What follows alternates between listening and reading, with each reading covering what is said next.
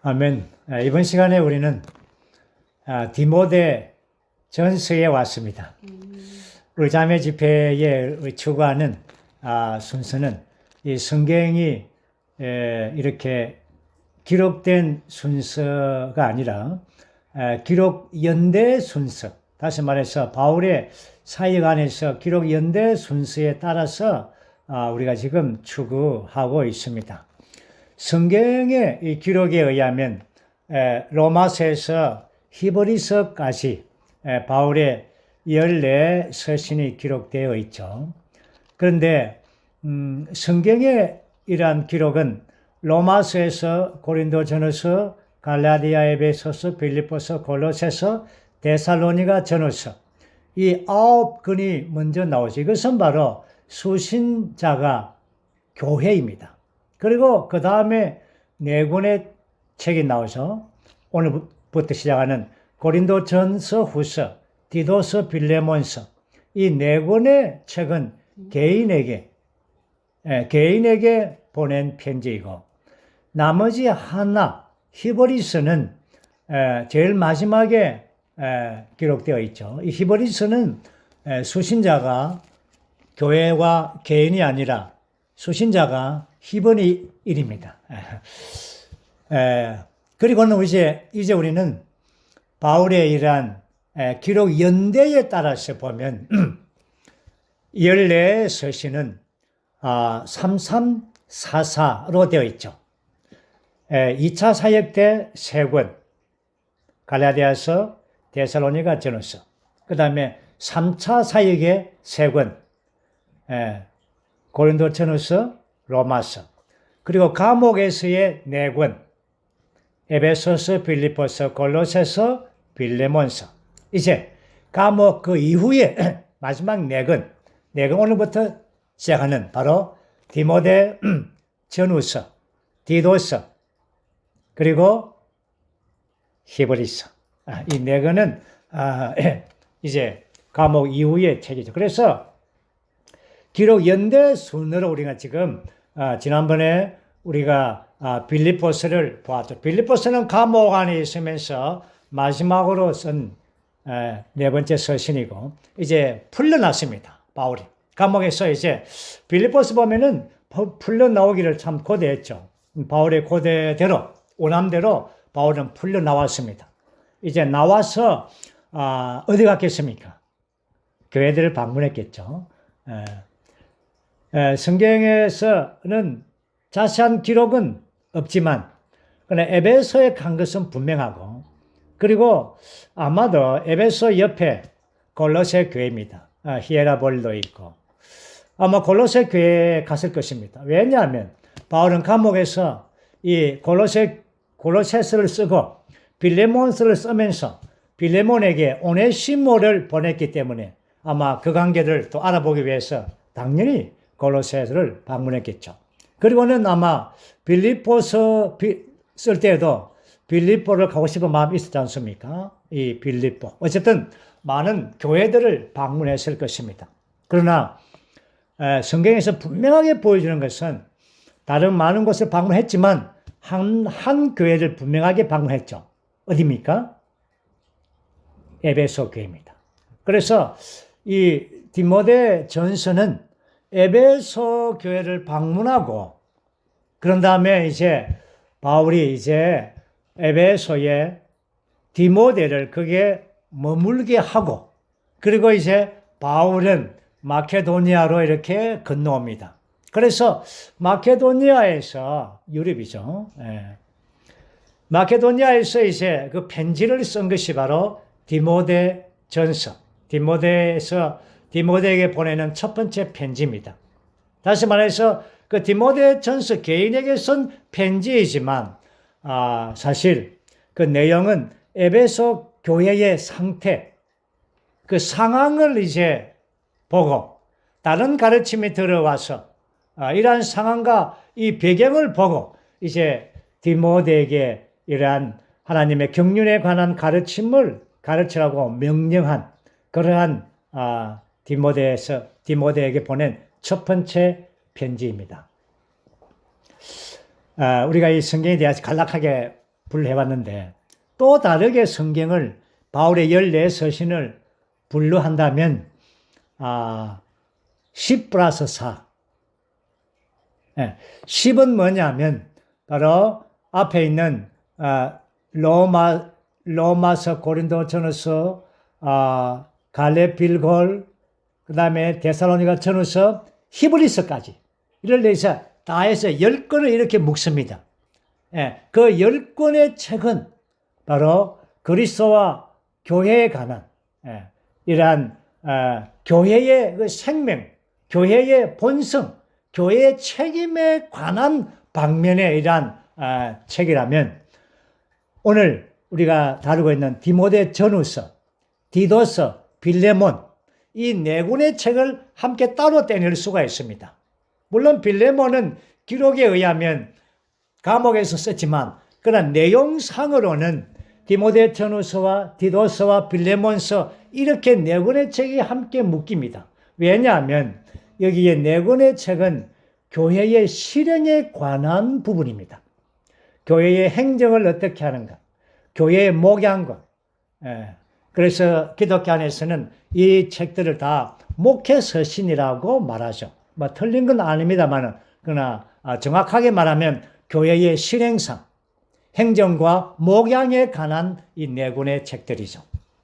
그렇기 때문에 우리는 이 네 권의 이 책을 보는 것은 바울의 사역의 거의 이제 마지막 부분이죠. 이 어려움의 이 상황, 다른 가르침이 들어왔는 이 상황이기 때문에 디모데 전서의 이러한 중심 주제는 바로 교회에 대한 하나님의 경륜입니다.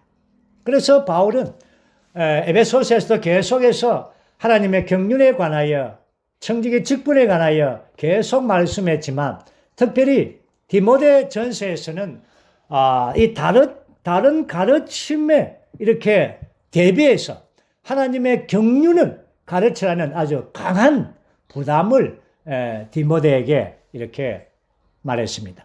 그리고는 이제 디모데 후서에서는 바울은 이제 마지막 순교 직전에 쓴 책이죠. 다시금 옥에 재투옥돼서 그때 이 정치적인 상황이 많이 안 좋았죠.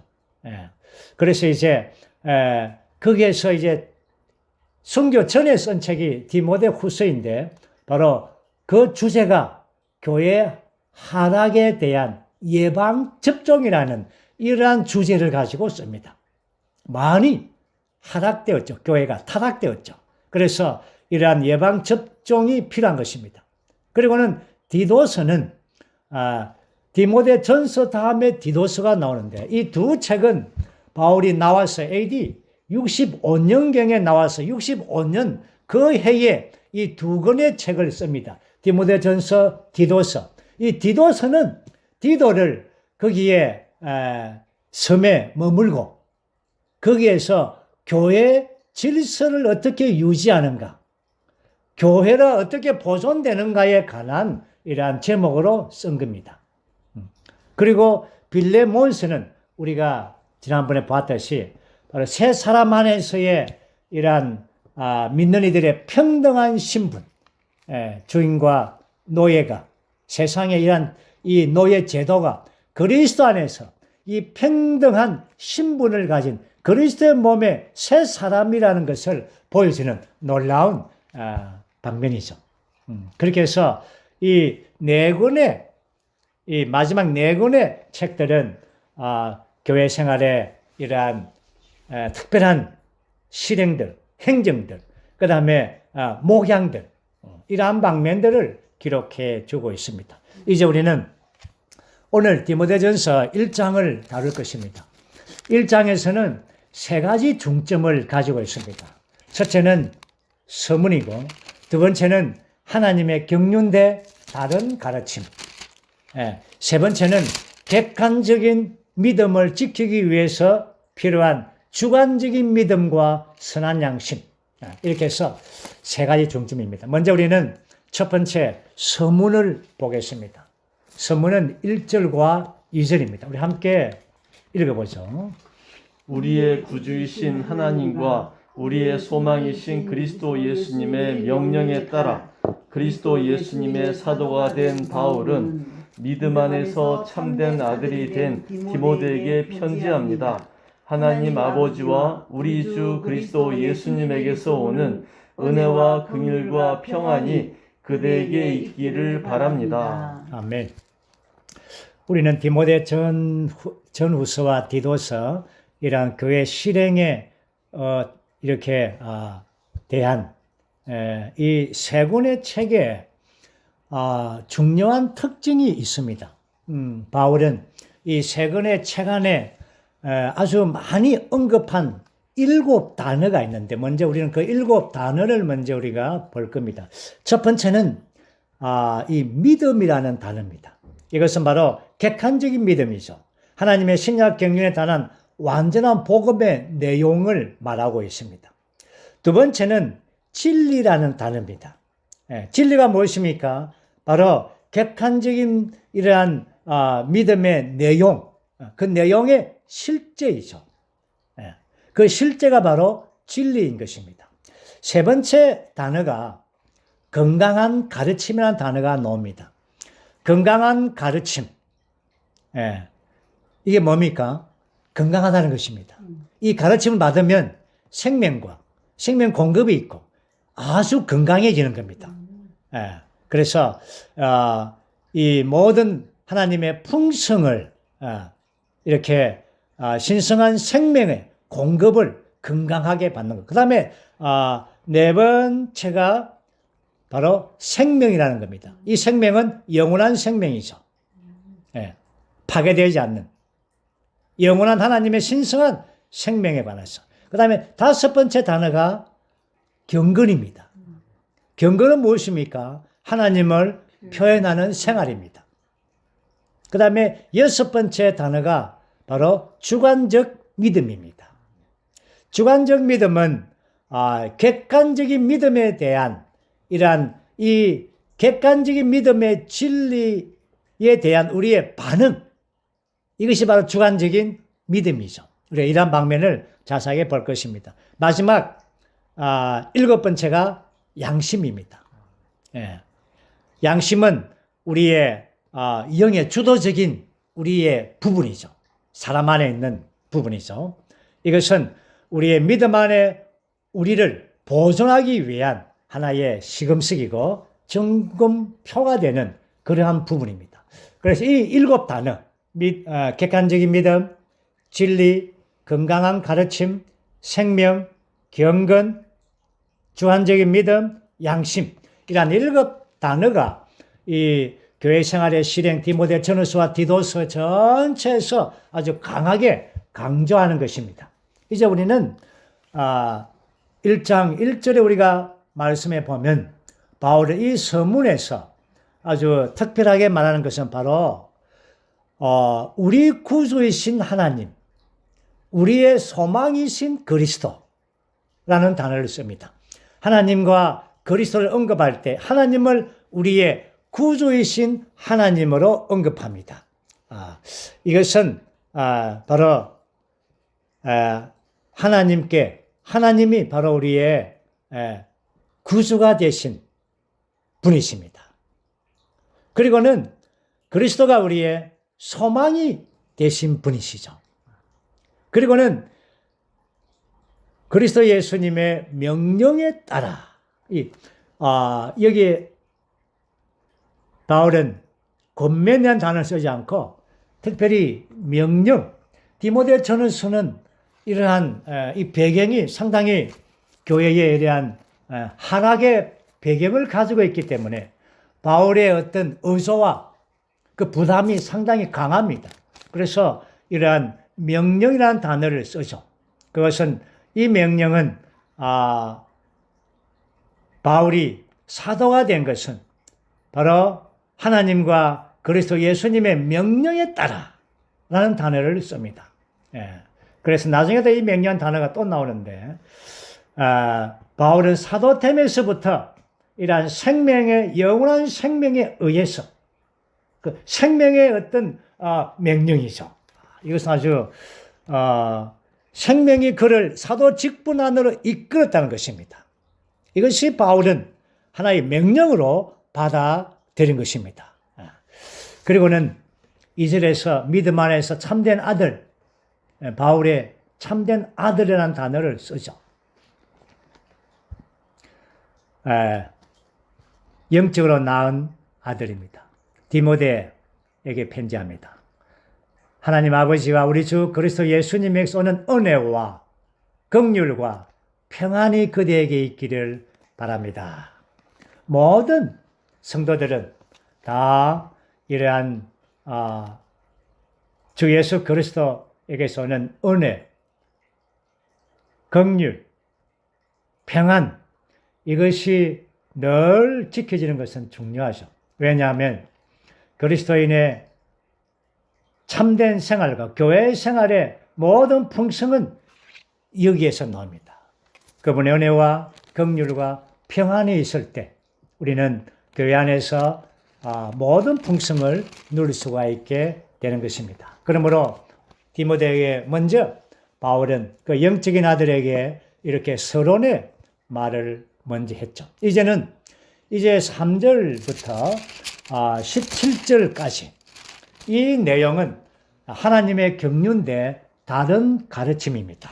이 부분은 이번 1장에서 가장 중요하고 또한 디모데 전서에서 매우 중요한 이러한 항목입니다. 하나님의 경륜대 다른 가르침. 3절, 4절, 5절 이 세 구절을 읽어보겠습니다. 내가 마케도니아로 갈 때 그대에게 에베소에 머무르라고 권유하였습니다. 그것은 그대가 어떤 사람들에게 명령하여 다른 것들을 가르치지 못하게 하고 또 꾸며낸 이야기와 끝없는 족보에 주의를 기울이지 못하게 하려는 것이었습니다. 그런 것들은 믿음 안에 있는 하나님의 경륜을 이루기보다는 오히려 의심을 불러 일으킵니다. 이 명령을 한 목적은 순수한 마음과 선한 양심과 거짓 없는 믿음에서 나오는 사랑을 갖게 하는 것입니다. 아멘. 먼저 우리는 하나님의 경륜에 관하여 좀 자세하게 보기를 원합니다. 물론 우리는 회복 안에서 가장 많이 듣는 이러한 용어일 수가 있습니다.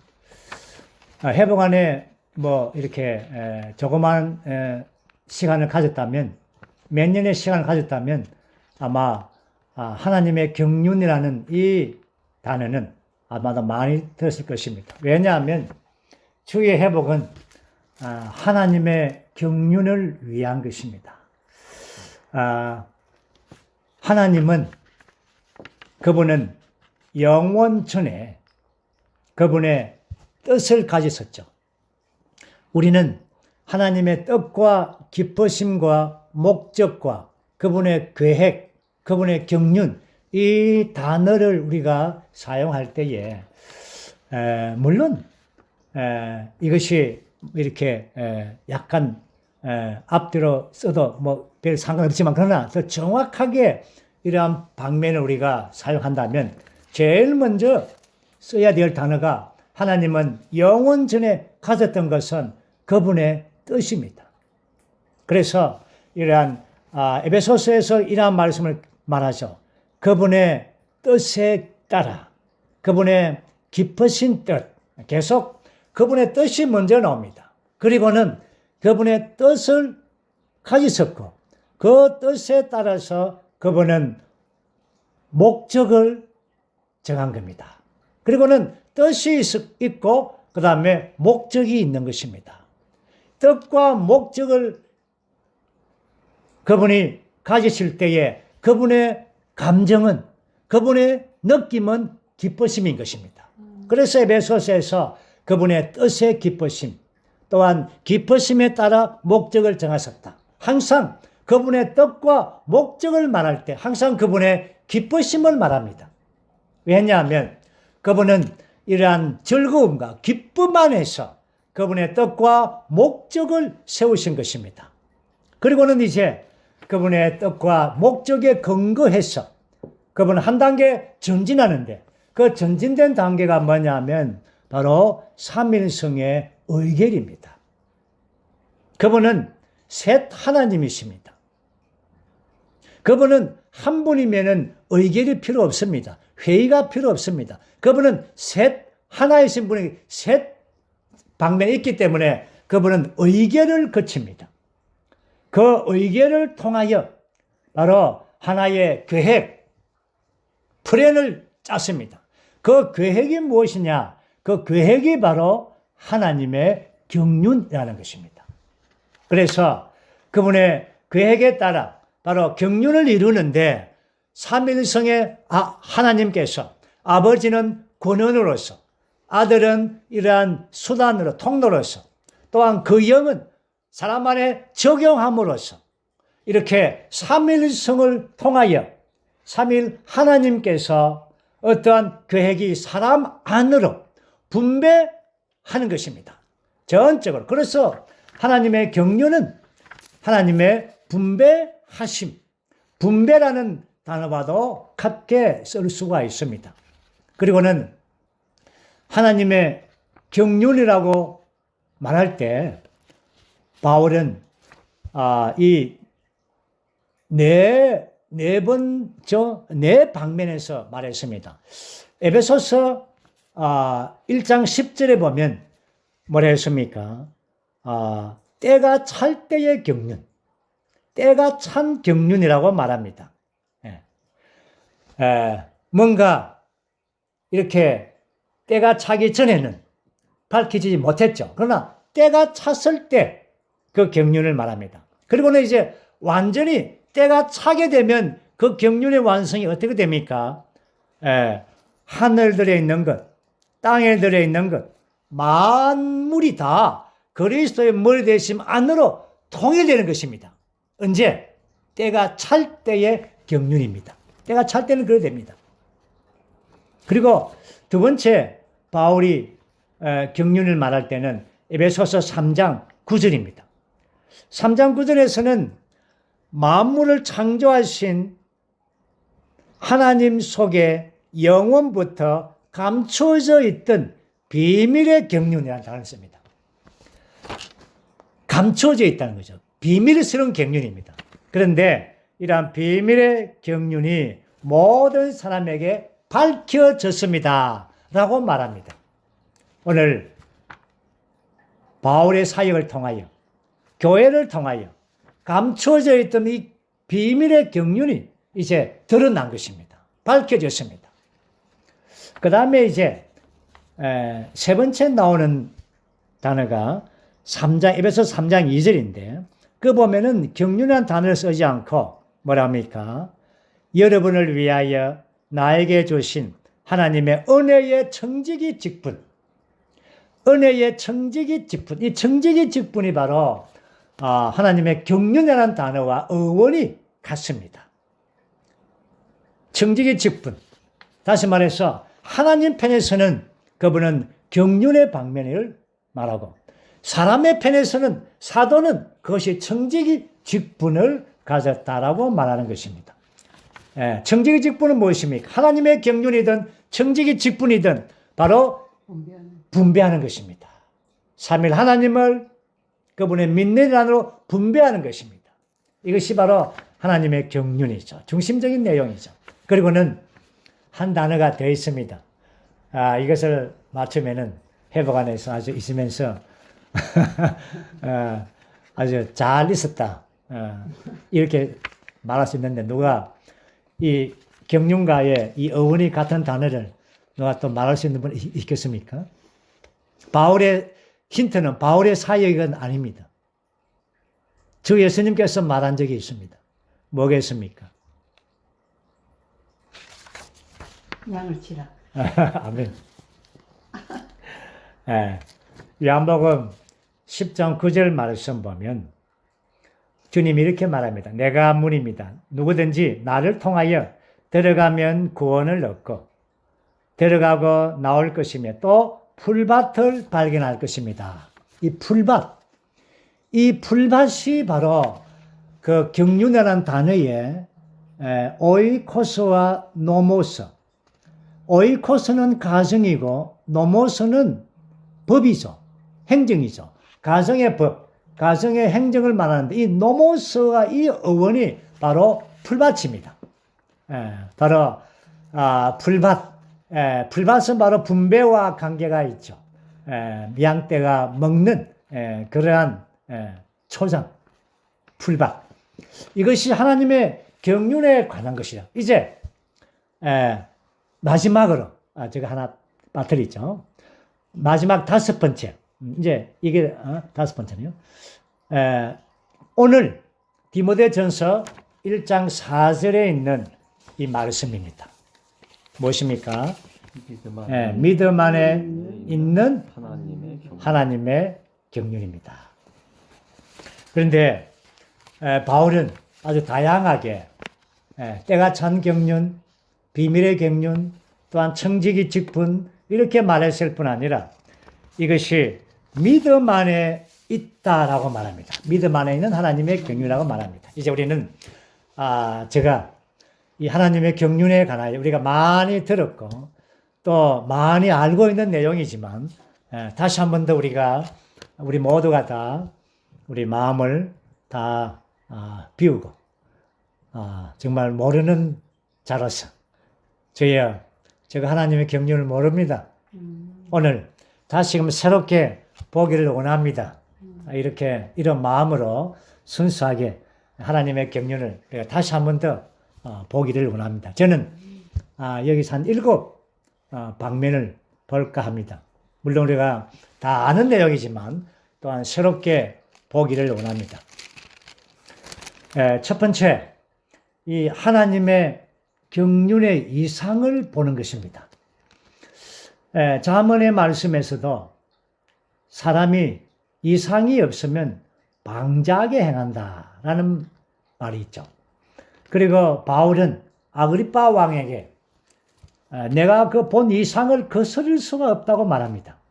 그러므로 하나님의 경륜이라는 이 이상을 우리가 아는 것의 문제가 아니라 하늘에 속한 신성한 이러한 텔레비전으로서 아주 우리가 보는 것입니다.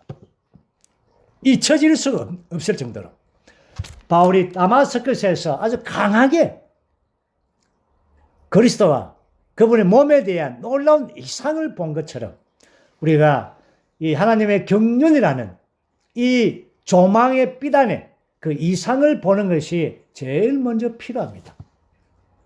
우리는 이 하나님의 경륜에 대한 이 내용 가운데서 이상을 보만해서 그리스도께서 5 단계를 거쳤다는 것을 보는 것은 굉장히 중요하죠. 왜냐하면 그분의 경륜을 위하여 그분의 경륜의 이상의 조망에서 그리스도의 5 단계를 거친 것, 이것이 바로 하나님의 경륜을 보는 놀라운 항목이죠. 뭡니까?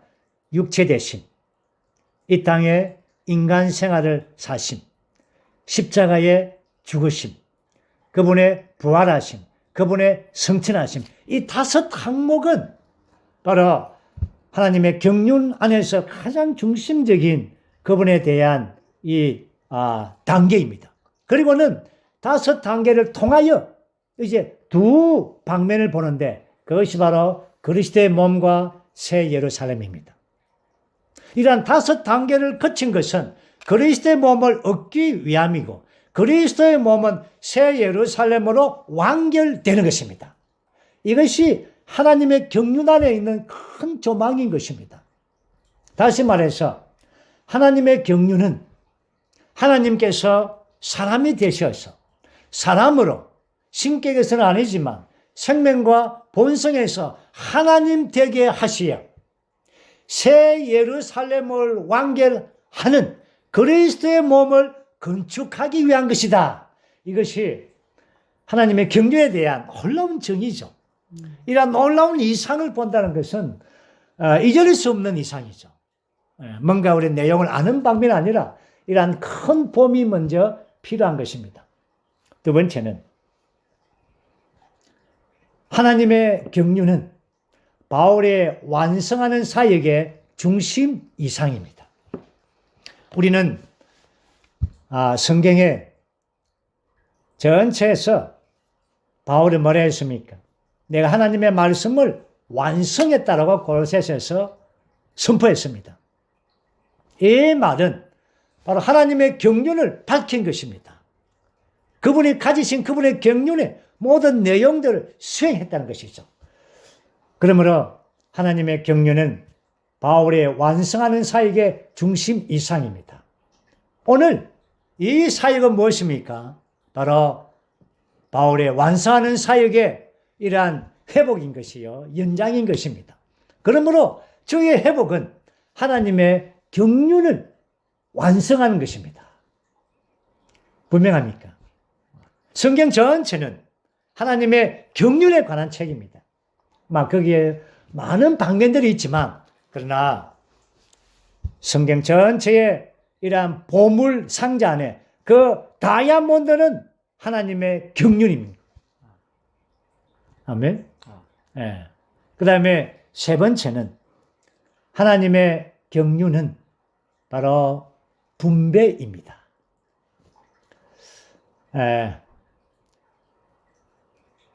중심적인 일은 하나님의 경륜 안에서 그분이 중심적인 일은 사람 안으로 일에 넣는 것입니다.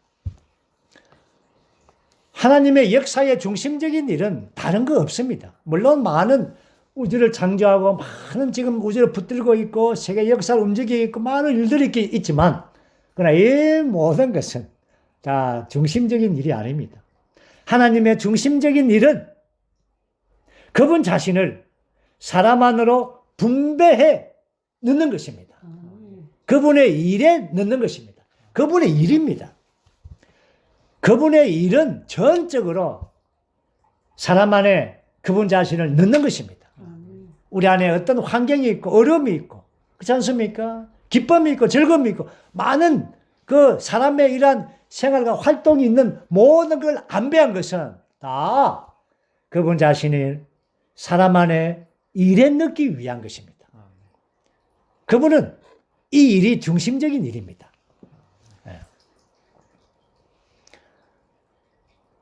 주 예수님께서 수가의 여인을 만났을 때 제 아들이 와서 먹을 걸 사왔죠. 주님이 뭐라 했습니까? 나에게는 먹을 것이 있습니다. 누가 뭘 더 썼나? 이렇게 했죠.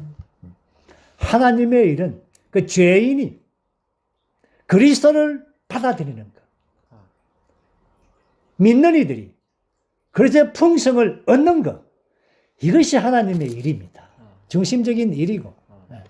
이제 네 번째는 하나님의 경륜은 청지기 직분에 의해서 이루어집니다. 그래서 오늘 교회 안에는 이 청지기 직분, 이러한 마디들, 은사들이 모든 지체들의 기능이 너무나 필요한 것입니다.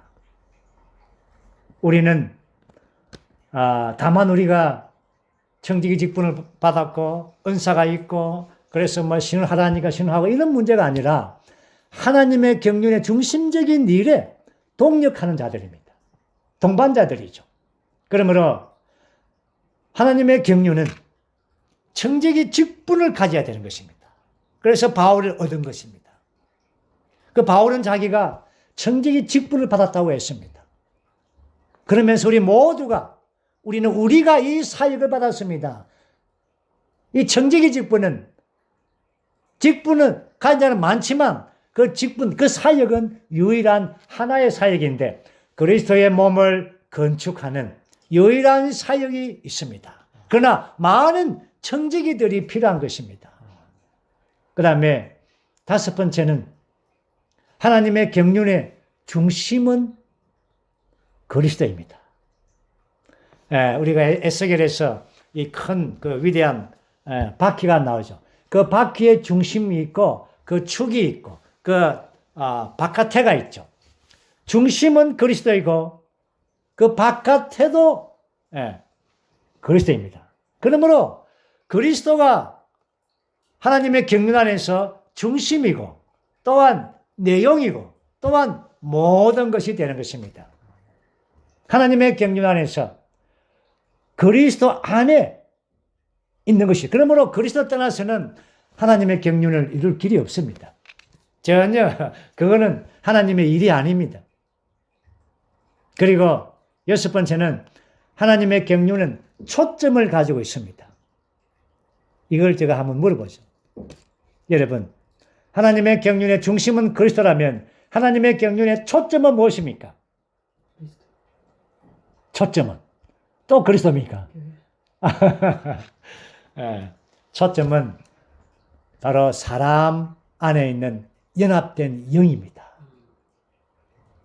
초점이라는 것은 우리가 관역, 그렇죠? 예. 그 관역을 맞출 때 10점을 맞추려면 그 관역 가운데를 그렇죠? 딱 맞춰야 10점 아닙니까? 이게 관역의 초점. 이것이 바로 하나님의 경륜의 초점입니다. 이것이 바로 연합된 영입니다. 그러므로 우리가 바울의 14서신 가운데서 계속해서 여러분 영을 따라 행하십시오. 영을 따라 사십시오. 여러분 안에 이 영이 있습니다. 그리고는 주와 합한 자는 한 영입니다. 계속해서 연합된 영을 강조하는 것은 하나님의 경륜의 초점입니다. 여기서 빗나가 버리면, 그래서 우리가 이 사람의 연합된 영 안에서 우리가 살고 행하지 않으면 빗나가 버리면 하나님의 경륜에서 빗나가 버리는 것입니다.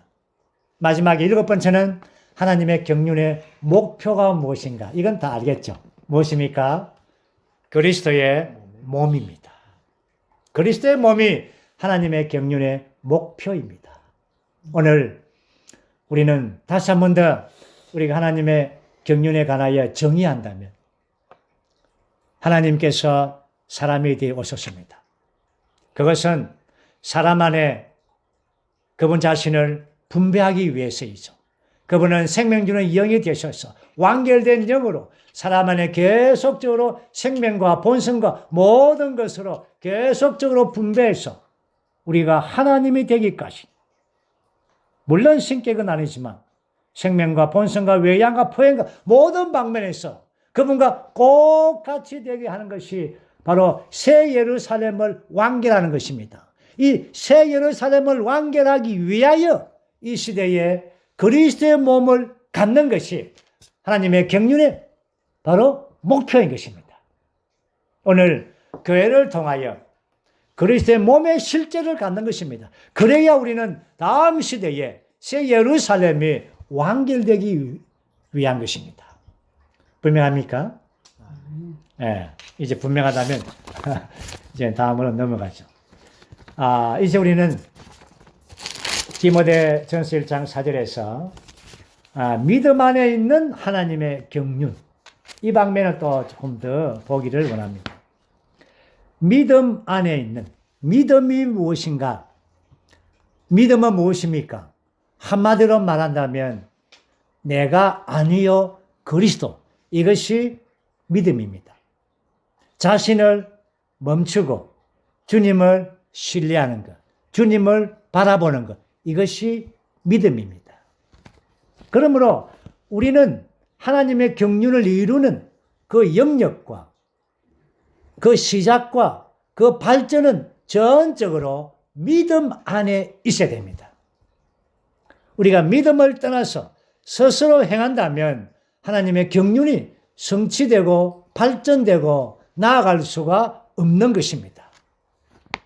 그렇기 때문에 우리는 이러한 믿음의 문, 특별히 이 디모데전서는 믿음을 매우 강조하고 있습니다. 객관적인 믿음이 필요할 뿐 아니라 주관적인 믿음을 가지는 것이죠. 오늘 그리스도의 생활을 말한다면 그리스도의 생활은 믿음의 생활입니다. 이게 뭡니까? 본 것으로 살지 않고 보지 않는 것으로 사는 사람들. 다시 말해서 믿음에 의해 사는 사람들. 이들이 누굽니까? 이들이 바로 그리스도인입니다. 이것이 바로 믿음 안에 있는, 그래서 그리스도인들의 가장 놀라운 하나의 특징이 있다면, 감각이 있다면 제 육감입니까? 네, 믿음의 감각이죠. 원래 사람에게는 오감만 있는데, 그렇죠? 그러나 우리가 거듭날 때 우리는 믿음의 감각을 받는 것이죠. 우리가 알듯이 이 믿음은 말씀을 들으면서 나오는 것입니다. 그래서 우리가 말씀을 계속적으로 들을 때에 우리는 믿음이 우리 안에서 믿음의 감각이 자라나는 것입니다. 믿음은 자라나야 되는 것입니다. 객관적인 믿음은 우리 안에서 주관적인 믿음이 되게 하는 것입니다. 객관적인 믿음인 하나님의 신약 경륜에 있는 모든 말씀들을 우리가 들을 때에 우리 안에서 주관적인 믿음이 뭡니까? 싹트고 자라고 반응하는 것입니다. 믿음의 행동이 되는 것입니다. 우리는 믿는 자들입니다. 믿음을 가지고 있습니다. 그렇지만 우리의 체험에 의하면 믿음이 증가하고 자라지 못하면 우리는 어떤 방면에서 전진하지 못하고 정체되어 있습니다. 또 어쩌면 또 믿음을 잃어버릴 수가 있습니다. 물론 완전히 잃어버리지는 않겠지만 어느 정도 믿음을 잃어버리게 되는 것이죠. 그러면 하나님의 경륜 안에 있는 시야를 놓쳐버립니다. 그래서 교회 안에서 지체들 엉뚱한 소리를 합니다. 뭐 유튜브 본 이야기라든지 자기 꿈 이야기라든지 뭐 자기 체험 이야기라든지 뭐 이런, 왜 그렇습니까? 이것은 바로 그 안에 있는 믿음이 완전히 사라진 것이 아니라 그 안에 있는 그 객관적인 믿음이 주관적인 믿음화 되는 것에서 이러한 시야를 놓친 것이죠. 믿음의 시야를 놓친 겁니다. 우리 중에 그런 사람이 들어 있습니다. 다른 것에 귀를 기울이고, 그렇죠? 예, 기웃거리면 믿음의 시야를 놓쳐버립니다. 그래서 하나님의 경륜에 관한 합당한 조망, 이 조망을 받아들이지 못했기 때문에 안에 있는 믿음의 감각이 발전되지 못하고 다른 것에 대하여 관심을 갖는 겁니다. 그래서 우리는 어떻게 됩니까? 우리 안에 있는 믿음의 이 감각이 발전되고 전진되기 위해서는 교회 집회와 사역 집회에 참여하는 겁니다. 그리고 사역의 말씀을 끊임없이 추구하고, 오늘 우리가 지금 뭐 하고 있는 것입니까?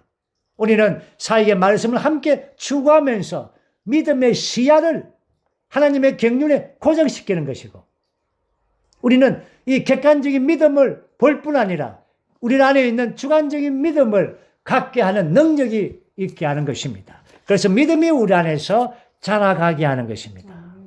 우리는 더 많은 이러한 광경을 볼수록 우리 안에 믿음이 더 자라게 되는 것입니다.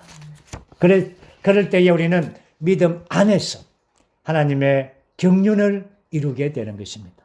그러나 여기에 에베소 교회 안에서는 그렇지 못한 자들이 많습니다. 뭘 보고 있습니까? 그들은 믿음 안에 있는 하나님의 경륜, 바로 바울의 사역의 말씀을 보지 않고 꿈에 낸 이야기, 끝없는 족보, 뭐 이러한 것들을 봅니다. 이게 뭡니까? 이거 다 다른 가르침들입니다. 그래서 사도들의 가르침 외에 다르게 가르치는 것들은 다 믿음에 벗어나게 하는 것들입니다. 다른 가르침들. 그 당시에는 여러 가지 유대적인 가르침들, 헬라적인 가르침들, 또 그노시즘들, 많은 것들이 그 당시에 교회 안에 들어왔지 않습니까? 이것들은 다 다른 가르침입니다. 그래서 에베소 교회가 바울이 감옥에 있는 동안 많은 하락을 가지고 왔습니다. 사도들의 가르침, 바울의 가르침에 대하여 이렇게 집중하지 않고 믿음 안에서 전진하지 못하고 다른 것들이 들어왔습니다. 그래서 바울은 디모데에게 에베소에 머물라 하고, 바울이 이제 마케도니아에서 와서 이 편지를 쓴 겁니다. 다른 가르침을 가르치지 못하게 하고 하나님의 경륜 외에 다른 것을 가르치지 말라. 예. 정말 바울의 이러한 부담이 오늘 우리의 깊은 속에서 부담이 와닿기를 원합니다. 예. 그리고는 5절에서도 또 말하죠. 이 명령을 한 목적은 이 명령이 무엇입니까? 하나님의 경륜을 가르치는 겁니다. 다른 가르침을 가르치지 말라는 것이죠. 이 명령을 한 목적이 무엇인가? 순수한 마음과 선한 양심과 거짓 없는 믿음에서 나오는 사랑을 갖게 하는 것입니다. 정말 교회가 이렇게 건축되는 것입니다. 믿음 안에 있는 하나님의 경륜, 사도들의 가르침의 모든 말씀들을 듣고 함께 교통하죠. 예루살렘의 교회가 처음 생겼을 때 예루살렘 교회에서 첫 번째 한 것이 바로 사도들의 가르침과 교통 안에 견고하게 머무는 것입니다. 사도들은 베드로, 요한, 야고보, 또한 바울, 이 모든 사도들은 한 가지를 가르쳤습니다. 이것이 사도들의 가르침인 것입니다. 오늘날 우리가 한 사역이 있습니다. 바로 사도들의 가르침이 이 사역인 것입니다. 우리가 이 사역의 말씀 안에 귀히 여기고 깊이 들어가서 이 사역과 하나 될 때만이 우리는 다른 가르침에 귀를 기울이지 않게 되는 것입니다. 이제부터 그 뒤에 이러한 율법에 대한 것들이 많이 나옵니다. 이제 그러나 저는 11절, 12절을 보기를 원합니다. 함께 읽어보죠. 이 건강한 가르침은 나에게 맡겨진 찬송받으실 하나님의 영광의 복음에 따른 것입니다. 나는 나에게 능력을 주시는 우리 주 그리스도 예수님께 감사를 드립니다. 그분께서 나를 신실한 사람으로 여기시어 나에게 사역을 맡기셨습니다. 바울은 분명하게 말합니다.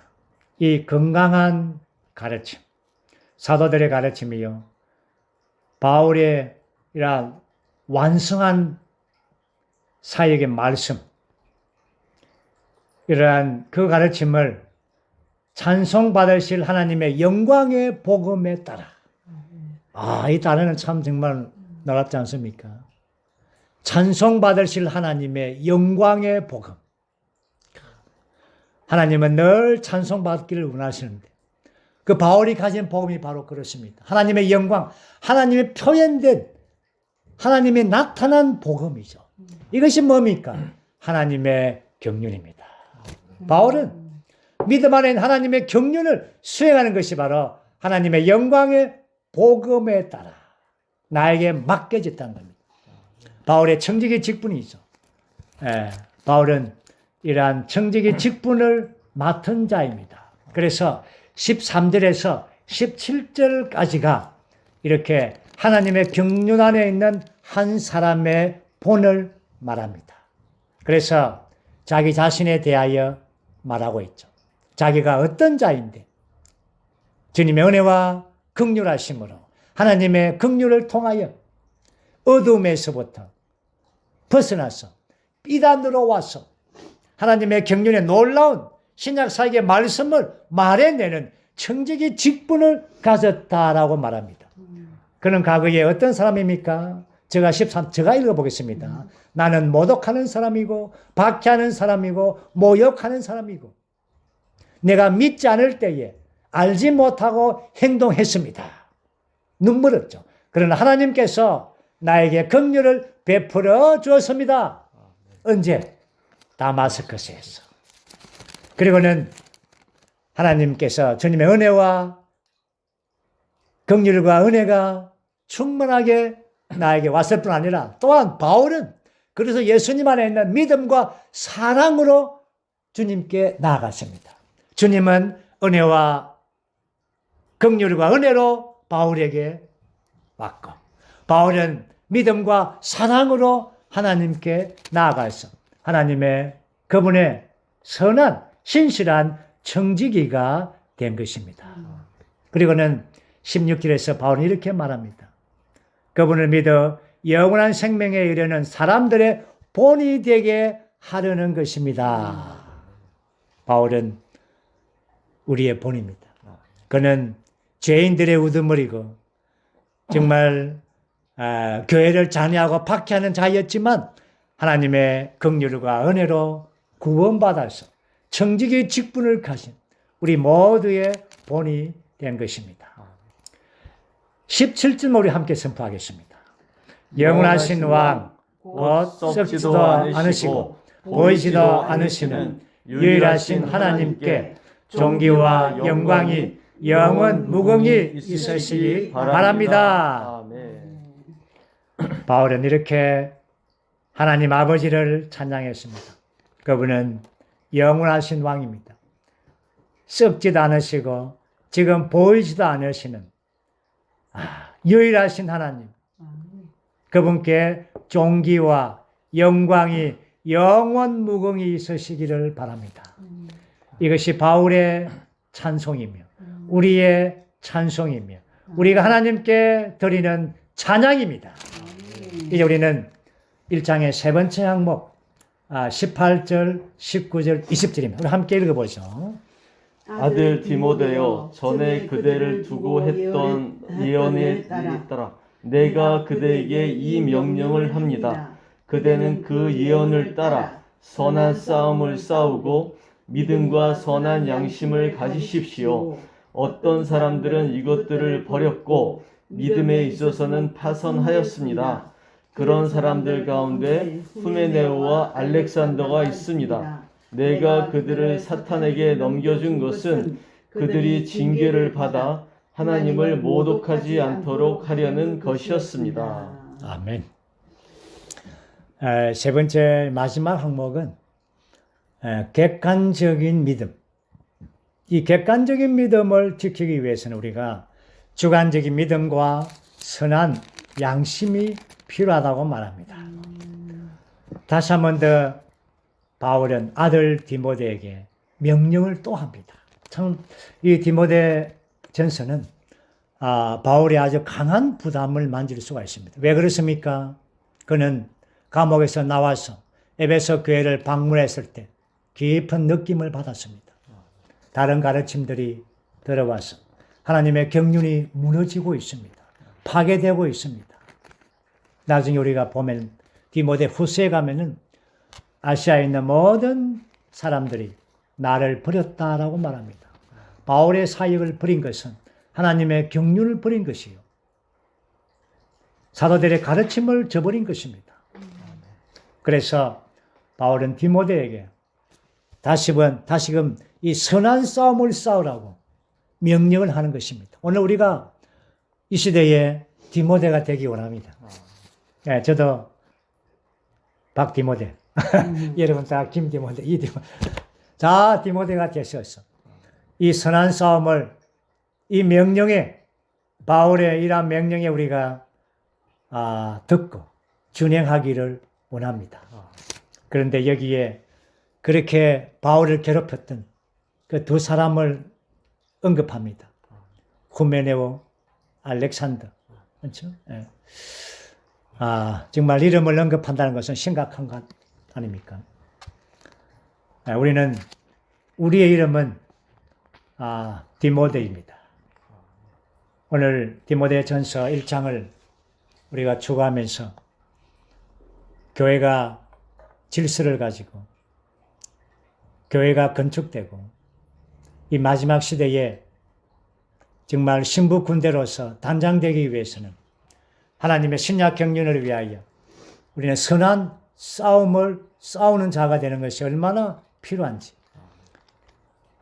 정말 교회가 이 전쟁 가운데 있습니다. 마치 다윗의 아내인 아비가일과도 같습니다. 지금 완전 전쟁 중 아닙니까? 에베소 교회가 다른 가르침에 대하여 이러한 전쟁 가운데 있을 때 우리는 이 바울 앞서 싸운 이 바울의 본을 따라서 우리는 동일하게 우리가 단체적인 디모데들이 되어서 이러한 바울의 이러한 완성하는 사역을 우리가 그 말씀 안에 깊이 들어갈 뿐 아니라 그 말씀을 가르치고 그 말씀을 선포하고 우리가 집회로 모이든지 또한 지체들끼리 모이든지 이러한 하나님의 신약 경륜의 말씀을 선포해야 됩니다.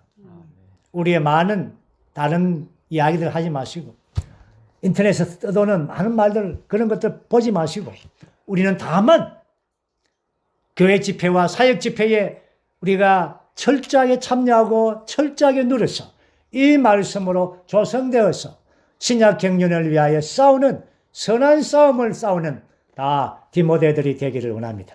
주님을 찬양합니다.